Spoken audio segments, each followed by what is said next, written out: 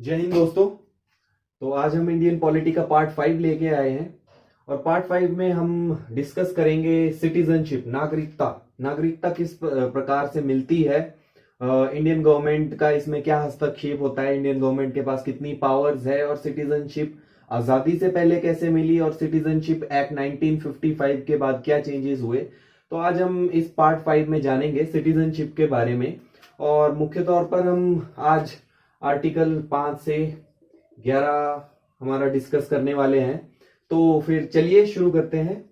और सिटीजनशिप को लेकर जब भी बात होती है तो ये हमारे संविधान के पार्ट 2 में आया है और ब्रिटेन से हमने नागरिकता के जितने भी प्रावधान हमारे संविधान में दिए गए हैं तो वो हमने ब्रिटेन से लिए हैं हमारे अपने कॉन्स्टिट्यूशन में। और सिंगल सिटीजनशिप, जैसा कि आप जानते हैं कि केवल सिंगल सिटीजनशिप अलाउड है इंडिया में। मतलब कि अगर आप किसी दूसरी कंट्री की अगर सिटीजनशिप एक्वायर करते हैं तो आपकी जो इंडिया की सिटीजनशिप है वो ऑटोमेटिकली टर्मिनेट हो जाएगी। ये प्रावधान आर्टिकल 9 में ऐसा कहा गया है। तो देखिए, सिटीजनशिप के बारे में आगे पढ़ने से पहले हमें ये जानना होगा कि सिटीजन्स किसे कहा गया है, मतलब नागरिक किसे कहा गया है। और जो नागरिक नहीं है उन्हें हम एलियंस कहते हैं। मतलब जो नागरिक है वो सिटीजन, जो नागरिक नहीं है वो एलियंस। तो देखिए, एलियंस को हम दो पार्ट्स में डिवाइड करते हैं। एक होते फ्रेंडली एलियंस और एक होते एनिमी एलियंस। देखिए, ये सरकार टाइम टू टाइम नोटिस निकालकर ये चीज बता सकती है कि कौन एनिमी है और कौन एनिमी नहीं है और फ्रेंडली उसे एलियन करार घोषित किया जाएगा।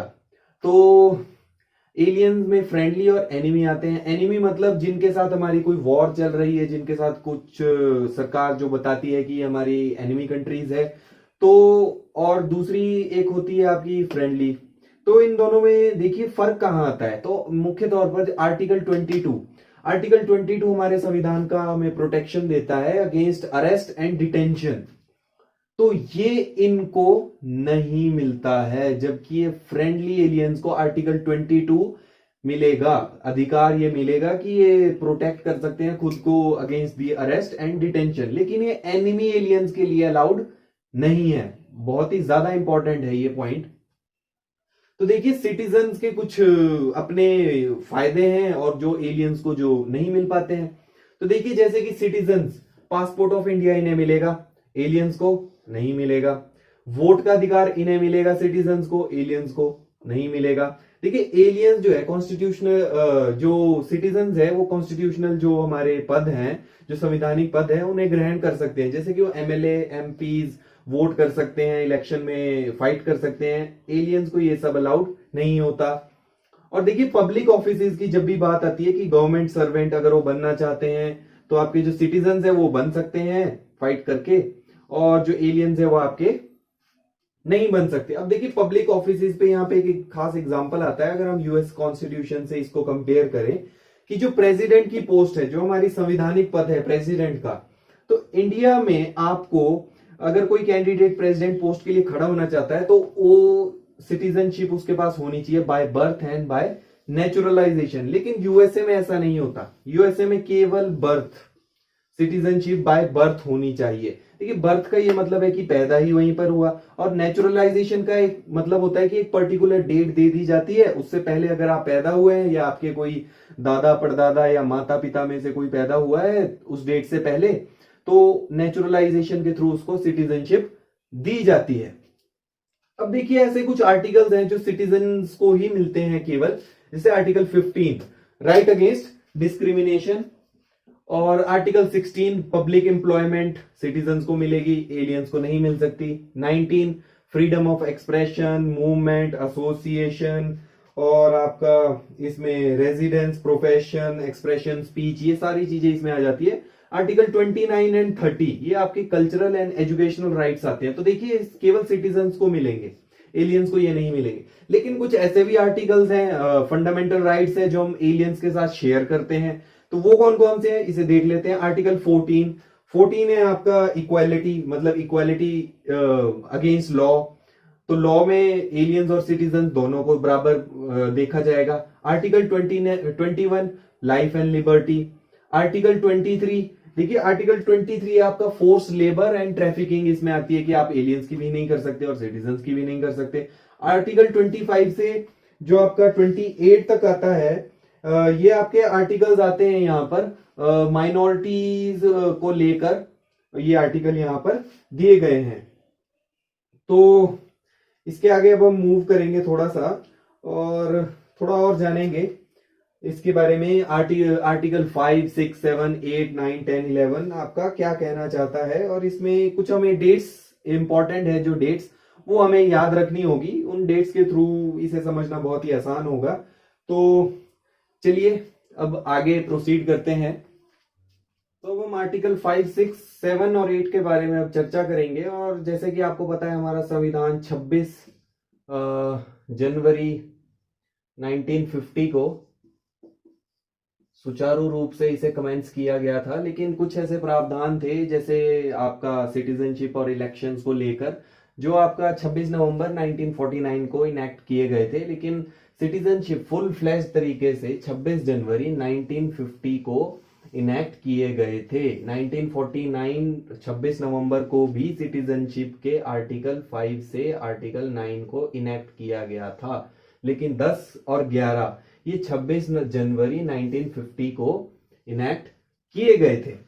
तो आर्टिकल 5, 6, 7 और 8 जो मुख्य तौर पर आपके जो ये आर्टिकल्स हैं, ये आपके इस समय के आसपास के लिए बनाए गए थे। अभी आप आगे देखेंगे तो इजीली इसे समझ पाएंगे। तो आर्टिकल 5 से शुरू करते हैं। तो देखिए इसे हम बर्थ और डोमिसाइल, ये दो कीवर्ड्स हम आर्टिकल 5 के साथ अगर जोड़ेंगे तो इसे इजीली हम समझ पाएंगे। कोई भी सिटीजन है, सिटीजन कहा जाएगा आर्टिकल 5 के तहत अगर वो यहाँ का मूल निवासी है या बाशिंदा है। डोमिसाइल इसे हम कहते हैं। 3 कंडीशंस अगर वो पूरी करता है, अगर वो बॉर्न इन इंडिया, पैदा हुआ है भारत में, या पेरेंट्स उसके यहाँ पर पैदा हुए हैं, कोई भी पेरेंट, दो में से एक पेरेंट, और यहाँ पर रेजिडेंट वो रह चुका है 5 साल। 5 साल किससे पहले? कॉन्स्टिट्यूशन इस डेट से पहले, 26 जनवरी 1950 से पहले अगर वो 5 साल के लिए इंडिया में रह चुका है तो वो आपका सिटीजनशिप के लिए बिल्कुल एलिजिबल है। तो देखिए यहाँ पर कौन से इंडिया की बात कर रहे हैं, ये कौन सा इंडिया है भाई? तो ये इंडिया है आपका गवर्नमेंट ऑफ इंडिया 1935 के तहत जो इंडिया बताया गया है आपका अनडिवाइडेड इंडिया। देखिए इस टाइम पाकिस्तान भी साथ में था और आपका जो बंगाल का रीजन है वो भी आपका साथ में था। तो हम इस इंडिया की बात कर रहे हैं जो गवर्नमेंट ऑफ इंडिया 1935 के तहत जो नोटिफाई किया गया था। तो आर्टिकल 6 की तरफ चलते हैं और आर्टिकल 6 में कीवर्ड्स यहाँ पर नेचुरलाइजेशन और आपके यहाँ पर माइग्रेंट्स मिलेंगे। तो देखिए आर्टिकल हमारा 6 क्या कहता है कि कोई भी पर्सन जो माइग्रेट हुआ है हमारा इंडिया आया है पाकिस्तान से, तो यहाँ पर वो सिटीजन बन सकता है अगर उसके कोई भी पेरेंट्स या ग्रैंड पेरेंट्स में से कोई भी एक इंडियन हो और इसके बावजूद वो आपकी 2 कंडीशंस को पूरा करता हो। 2 कंडीशंस कैसी है?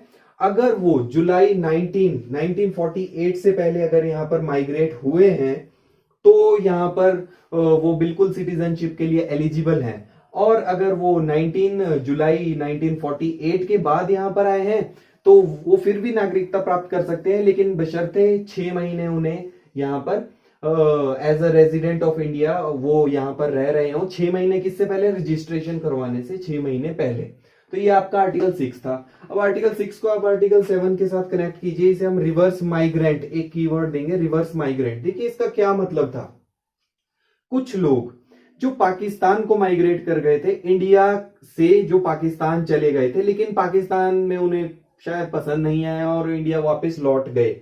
तो कब लौटे? अगर वो 1 मार्च 1947 माइग्रेटेड टू पाकिस्तान आफ्टर 1 मार्च 1947 के बाद अगर वो इंडिया से पाकिस्तान की तरफ चले गए, लेकिन बाद में वो अगर वापस आए तो उन्हें सिटीजनशिप मिल सकती है, बशर्ते यही कि 6 महीने वो रेजिडेंट ऑफ इंडिया की तरह रहें। 6 महीने किससे पहले? एप्लीकेशन देने से पहले वो 6 महीने इंडिया में गुजारे। तो देखिए ये माइग्रेंट्स के लिए था और ये रिवर्स माइग्रेंट इसे हम कहेंगे कि वो पहले पाकिस्तान चले गए, वापस आ गए फिर इंडिया में। आर्टिकल 8 जो है आपका वो मुख्य तौर पर आपका एनआरआई और ओवरसीज सिटीजन ऑफ इंडिया उनके बारे में यहां पर बताता है। तो कोई भी जो सिटीजनशिप लेना चाहता है, अगर उसके पेरेंट्स या ग्रैंड पेरेंट्स आपके अगर अनडिवाइडेड इंडिया में पैदा हुए हैं, मतलब 15 अगस्त 1947 से पहले अगर अनडिवाइडेड इंडिया में वो पैदा हुए हैं, लेकिन वो इंडिया से बाहर रह रहे हैं, तो फिर भी वो सिटीजनशिप ले सकते हैं। देखिए हम किसकी बात कर रहे हैं, हम बच्चों की बात कर रहे हैं। यहाँ पर पेरेंट्स और ग्रैंड पेरेंट्स अगर अनडिवाइडेड इंडिया में पैदा हुए हैं, तो वो उनका जो बेटा या बेटी कुछ भी होगा, वो आपकी सिटीजनशिप क्लेम कर सकते हैं, बशर्ते वो रजिस्ट्रेशन अपनी करवाएं। किसके साथ? डिप्लोमेट के साथ। जो फॉरेन डिप्लोमेट होते हैं, जो इंडियन गवर्नमेंट ने बाहर बिठाए होते हैं, हर कंट्री में उनका एक फॉरेन ऑफिस होता है, तो उनके साथ अगर ये रजिस्ट्रेशन करते हैं तो आपका ये सिटीजनशिप के लिए बिल्कुल एलिजिबल यहाँ पर पाए जाएंगे और उन्हें सिटीजनशिप बाद में मिल जाएगी। देखिए संविधान सभा में जब सिटीजनशिप के ऊपर डिबेट चल रही थी, तो उन्होंने ये 4 प्रावधान दे दिए, प्लस आर्टिकल 5 to 9 हमने 5 to 8 अभी तक हमने देखा। और संविधानिक सभा में जब डिस्कशन चल रही थी, तो उस टाइम सरकार को बहुत ज्यादा, पार्लियामेंट को बहुत ज्यादा पावर्स दी गई थी। तो देखते हैं अब आर्टिकल 9 क्या कहता है। देखिए आपका आर्टिकल 9 एक ही चीज आपको याद रखनी है, ये आपका बताता है सिंगल सिटीजनशिप के बारे में। अगर आप किसी और कंट्री की सिटीजनशिप लेते हैं वॉलेंटरली, तो आपकी इंडिया की जो सिटीजनशिप है वो पूरी की पूरी टर्मिनेट कर दी जाएगी, वो खत्म हो जाएगी। आर्टिकल 9 आपका ये बताता है। आर्टिकल 10 आपका ये बताता है कि आपका जो रेगुलरिटी है सिटीजनशिप में, रेगुलरिटी मतलब आप सिटीजन, एज अ सिटीजन अगर आप अभी माने गए हैं, तो आपकी सिटीजनशिप हटाई नहीं जा सकती है, या आपको इसे रिवाइज करने की या रिन्यू करने की सिटीजनशिप को कोई जरूरत नहीं होती, अनलेस एंड अनटिल आपको सरकार है जो कोई लॉ ऐसा चेंज कर ले, तो तब वहां पर आपको जरूरत पड़ सकती है। वैसे आर्टिकल 10 यही कहता है कि आपको सिटीजनशिप जो है वो रिन्यू करने की जरूरत नहीं पड़ेगी, unless stated by the law. और तीसरा आपका सबसे इंपॉर्टेंट, जिसके ऊपर आजकल भी चर्चा होती रहती है, हमारा जो अभी जो कुछ प्रावधान सिटीजनशिप अमेंडमेंट एक्ट जो पास किया गया था, तो वो आर्टिकल 11 पे बेस्ड है। आर्टिकल 11 में सीधी बात कही गई है कि पार्लियामेंट के पास सारी की सारी पावर्स हैं, वो किसी की भी सिटीजनशिप टर्मिनेट कर सकते हैं, किसी को भी सिटीजनशिप वो बिल्कुल दे सकते हैं, और वो इसके ऊपर लॉज पूरी की पूरी उनको बनाने की पावर दी गई है।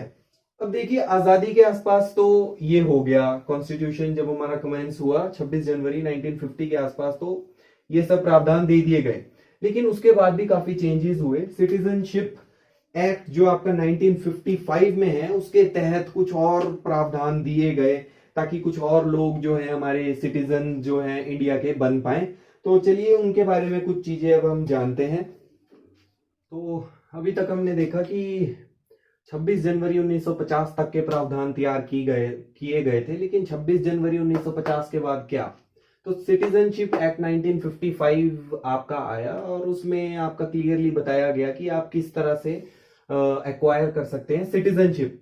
तो इसमें मुख्य तौर पर 5 पॉइंट्स दिए गए थे, तो हम पॉइंट्स डिस्कस करना शुरू करते हैं। तो पहला पॉइंट था आपका बाय बर्थ, कि आप बाय बर्थ आप कैसे इसे एक्वायर कर सकते हैं। देखिए क्लियर सा फंडा है, अगर 26 जनवरी 1950 और 1 जुलाई 1987 अगर आप इसके बीच पैदा होते हैं, तो आपकी चाहे पेरेंट्स की नेशनैलिटी कुछ भी हो, आपको सिटीजनशिप बिल्कुल मिलेगी। अगर 1 जुलाई 1987 के बाद अगर आप पैदा हो रहे हो, तो आपका एक पेरेंट जो है वो सिटीजन होना अनिवार्य है। समझ रहे हैं आप?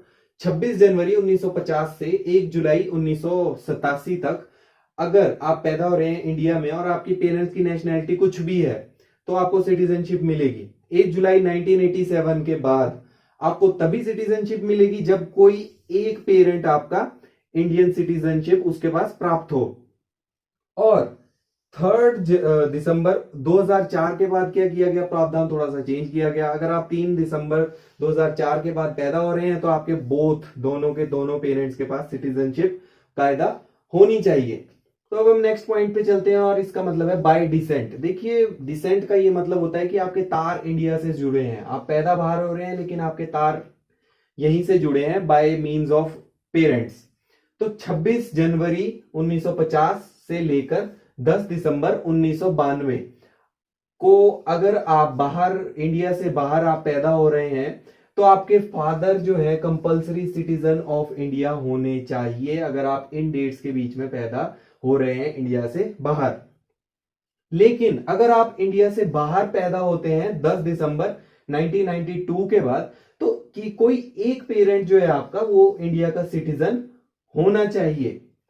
और अगर आप 3 दिसंबर 2004 के बाद इंडिया के बाहर पैदा हो रहे हैं, तो आप किसी जो इंडियन डिप्लोमेट है उसके साथ रजिस्ट्रेशन होने चाहिए विद इन 1 ईयर। ये बहुत ही क्लियर होना चाहिए। 1 साल के अंदर, आपकी डेट ऑफ बर्थ के 1 साल के अंदर अगर आप रजिस्ट्रेशन करवा लेते हैं तो आपको इंडियन सिटीजनशिप नहीं मिल जाएगी, वरना आपको नहीं मिलेगी। तो ये कुछ डेट्स हैं जो बहुत ही ज्यादा इंपॉर्टेंट है याद रखनी। और अगली टाइप्स अब हमारे पास आती है बाय रजिस्ट्रेशन, बाय नेचुरलाइजेशन और बाय टेरिटरी जो इनकॉर्पोरेशन है उसके थ्रू अब हम देखेंगे। अब देखिए, आप रजिस्ट्रेशन इंडिया की सिटीजनशिप के लिए आप खुद को रजिस्टर कर सकते हैं और सरकार आपको सिटीजनशिप दे सकती है रजिस्ट्रेशन के बाद, बशर्ते आप कुछ शर्तें इंडिया की पूरी करते हो, गवर्नमेंट ऑफ इंडिया की नोटिफिकेशन के अकॉर्डिंग कुछ शर्तें पूरी करते हो। तो पहले तो आप इलीगल माइग्रेंट नहीं होने चाहिए रजिस्ट्रेशन करवाने के लिए, बहुत ही इंपॉर्टेंट पॉइंट है। दूसरा है, अगर आप किसी सिटीजनशिप के साथ शादी कर लेते हो, मैरिड टू सिटीजन, तो आपको सिटीजनशिप के लिए आप बिल्कुल रजिस्टर कर सकते हो और इंडियन गवर्नमेंट आपको सिटीजनशिप दे सकती है। अगर आप रेजिडेंट हो, 7 सालों के लिए इंडिया में रह रहे हो एक्टिवली, तो आपको रजिस्ट्रेशन करवा सकते हो। पर्सन ऑफ इंडियन ओरिजिन, और जो इंडियन ओरिजिन जिसके पेरेंट्स या ग्रैंड पेरेंट्स इंडिया के रहे हो लेकिन वो खुद इंडिया से बाहर रह रहा हो, तो वो रजिस्ट्रेशन के लिए बिल्कुल अप्लाई कर सकता है। माइनर चाइल्ड होता है जो सिटीजन का, वो भी अप्लाई कर सकता है, रजिस्ट्रेशन करवा सकता है। और अगर किसी पर्सन की पूरी माइनर नहीं है, वो 18 साल से ऊपर जा चुका है, तो भी वो बिल्कुल रजिस्ट्रेशन अपनी करवा सकता है।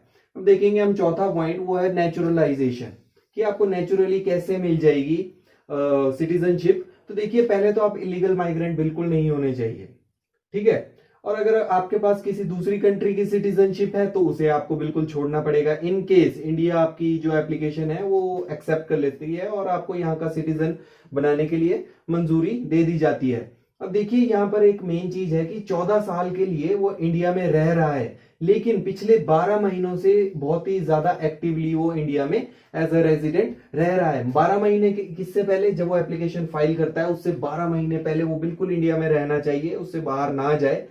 और 12 महीने से भी 14 साल हो गए हैं उसे इंडिया में रहते हुए। तो ये एक बहुत ही इंपॉर्टेंट पॉइंट था ये। अब देखिए, स्पेसिफाइड नॉलेज है उसके पास किसी लैंग्वेज की, जो 8th शेड्यूल में जो हमारी 22 जो लैंग्वेजेस हैं अभी बताई गई है। इनिशियली 8th शेड्यूल में केवल 14 ऑफिशियल लैंग्वेजेस थी, लेकिन अभी इसमें 22 लैंग्वेजेस हो गई हैं। लास्ट टाइम 2002 के आसपास बोडो, संथल, मैथिली ये आपकी ऐड की गई थी, और मिला के टोटल 22 हमारी लैंग्वेजेस, ऑफिशियल लैंग्वेजेस 8वें शेड्यूल में दी गई है। अगर वो आपका इंडिया में रहना चाहता है और सर्व करना चाहता है इंडिया को किसी भी वे में, तो भी उसे सिटीजनशिप देने के बारे में इंडियन गवर्नमेंट सोच सकती है। अब एक पांचवा, एक आखिरी पॉइंट आता है, बहुत ही छोटा सा पॉइंट है, वो है आपका इनकॉर्पोरेशन ऑफ टेरिटरी। मान लीजिए इंडिया किसी के कहीं टेरिटरी एक्वायर कर लेता है, तो इंडियन गवर्नमेंट के ऊपर बिल्कुल ये पावर्स दी गई है कि वो सिटीजनशिप उस टेरिटरी को दे भी सकते हैं और नहीं भी दे सकते हैं। और अगर किसी और टेरिटरी को जो इंडिया है वो अपने साथ मिलाना चाहता है, तो भी आपका सिटीजनशिप उनको दी जा सकती है। तो देखिए, टेरिटोरियल इनकॉर्पोरेशन, अगर इंडिया किसी टेरिटरी को अपनी मेन जो लैंड है, हमारा मदर लैंड है, इसमें मिलाना चाहती है, तो उसको सिटीजनशिप दी जा सकती है। गवर्नमेंट ऑफ इंडिया इसके बारे में पूरी नोटिफिकेशन बताएगा। इसका एक छोटा सा एग्जांपल है, जैसे 1962 में हमने पुडुचेरी को, वहां के जो स्थानीय जो निवासी थे, उनको हमने सिटीजनशिप दी थी। तो वो इसके तहत दी थी, टेरिटोरियल इनकॉर्पोरेशन के तहत हमने दी थी। अब एक मेन आपको पॉइंट बताना चाहूंगा मैं, कि आज दिन तक सिटीजनशिप के लिए हमारी टोटल 9 अमेंडमेंट्स हो चुकी है। लास्ट टाइम ये 2019 में हुई थी सिटीजनशिप अमेंडमेंट एक्ट। तो ध्यान रखिए 9 अमेंडमेंट्स अभी तक हो चुकी है। अब देखिए सिटीजनशिप तो आपको मिल गई, लेकिन आप लूज कैसे करोगे इसे? तो 3 ऐसे मेन पॉइंट्स हैं जिसके कारण आप सिटीजनशिप अपनी लॉस कर सकते हो, मतलब सिटीजनशिप आप छोड़ भी सकते हो। तो देखिए पहला पॉइंट आपका आता है रिनंसिएशन। इसका मतलब होता है आपका इच्छा। अगर आप चाहते हैं कि मुझे किसी और कंट्री में जाकर बसना है, वहां की सिटीजनशिप लेनी है, तो आप इच्छा अनुसार यहाँ की सिटीजनशिप आप छोड़ सकते हो। तो रिनंसिएशन का आपका ये मतलब होता है। और दूसरा है आपका टर्मिनेशन। देखिए अगर आप बिना बताए सरकार को किसी दूसरी कंट्री की आप सिटीजनशिप ले लेते हो, तो आपको जो इंडियन गवर्नमेंट है वो आपकी जो सिटीजनशिप इंडिया की है उसे टर्मिनेट करेगी। आर्टिकल 9 में ये प्रावधान दिया गया है। ये है रिनंसिएशन, आपको इच्छा अनुसार अगर आप छोड़ रहे हो। टर्मिनेशन है अगर आप सरकार को नहीं बता रहे हो, तो सरकार के पास भी पावर है, वो आपको कर सकती है। देखिए तीसरी चीज आपकी आती है डेप्रीवेशन, कि आपको सिटीजनशिप से बिल्कुल अलग रखा जा सकता है इन केस आप क्या करते हो, एनिमी की मदद करते हो। किसके टाइम? वॉर के टाइम अगर आप एनिमी की मदद करते हो, आप क्या बोलते इम्प्रिजन्ड हो 2 सालों के लिए, आपकी इम्प्रिजनमेंट की गई है 2 सालों के लिए, 2 साल के लिए आपको सजा दी गई है विद 5 years ऑफ रजिस्ट्रेशन। अगर आपने रजिस्ट्रेशन नहीं कराई है प्रॉपरली यहाँ पर, और आपको 2 साल की सजा भी बीच में हो जाती है, तो आपको इंडियन सिटीजनशिप से बिल्कुल डिप्राइव किया जा सकता है। डिसलॉयल्टी टू द कॉन्स्टिट्यूशन, आप देश को तोड़ना चाहते हो या कुछ भी ऐसा वैसा करना चाहते हो जो लॉ एंड ऑर्डर के अगेंस्ट है, तो उस केस में भी आपको सिटीजनशिप से वंचित रखा जा सकता है। तो ये 3 वेज थे जिससे आप सिटीजनशिप अपनी खो सकते हैं। तो एक छोटी सी चीज अब आपको बताना चाहूंगा कि आपका आजकल ये खास टॉपिक चला है, person of Indian origin and overseas citizen of India. ये कौन होते हैं? देखिए ये वो लोग होते हैं जिनके पूर्वज तो इंडिया से, मतलब डिसेंट उनका इंडिया से जुड़ा है, मतलब पेरेंट या फिर ग्रैंड पेरेंट्स उनके इंडियन ओरिजिन के थे, लेकिन वो किसी और कंट्री में जाकर बस गए हैं, वो सिटीजनशिप वहां की एक्वायर कर चुके हैं, लेकिन वो अगर इंडिया वापस आना चाहे तो वो बिल्कुल वापस आ सकते हैं, कुछ प्रावधान दिए गए हैं। तो ऐसे लोगों को कहते हैं पर्सन ऑफ इंडियन ओरिजिन। और ओवरसीज सिटीजन ऑफ इंडिया, अगर उन्होंने वहां की सिटीजनशिप नहीं ली है तो उन्हें ओवरसीज सिटीजन ऑफ इंडिया भी कहा जा सकता है। तो इनको कुछ राइट्स है जो नहीं मिलते, तो आर्टिकल 16 इनको नहीं दिया जाएगा, मतलब पब्लिक एम्प्लॉयमेंट में इनको अपॉर्चुनिटी, इक्वल अपॉर्चुनिटी के लिए नहीं कह सकते। पब्लिक ऑफिसेज जो है आपके वो ये होल्ड नहीं कर सकते, मतलब गवर्नमेंट जो सर्विसेज है आपके और जो कॉन्स्टिट्यूशनल संवैधानिक पद है उनको ये नहीं कर सकते। और एक मुख्य चीज और है कि ये वोट भी नहीं कर सकते। तो एक ही चारा है, या तो पूरी तरह इंडिया के सिटीजन बन जाइए, यहीं पर रहिए, तो आपको इस सारे हक मिलेंगे, वरना आपको सरकार इन चीजों से वंचित रखेगी। तो इस वीडियो के लिए इतना ही करते हैं, और अगर आपको वीडियो पसंद आई है तो लाइक, शेयर और सब्सक्राइब जरूर करें। और पार्ट 6 में अब हम एक बहुत ही मेन टॉपिक करने जाएंगे, इसके बाद हम फंडामेंटल राइट्स शुरू करेंगे। बहुत ही मेन टॉपिक है एग्जाम पर्सपेक्टिव से, तो इसके लिए हम 2-3 वीडियोस लगा सकते हैं ताकि थोड़ा डिटेल में हम इसे देख पाए। तो इस वीडियो के लिए इतना ही। चलिए, जय हिंद, जय भारत।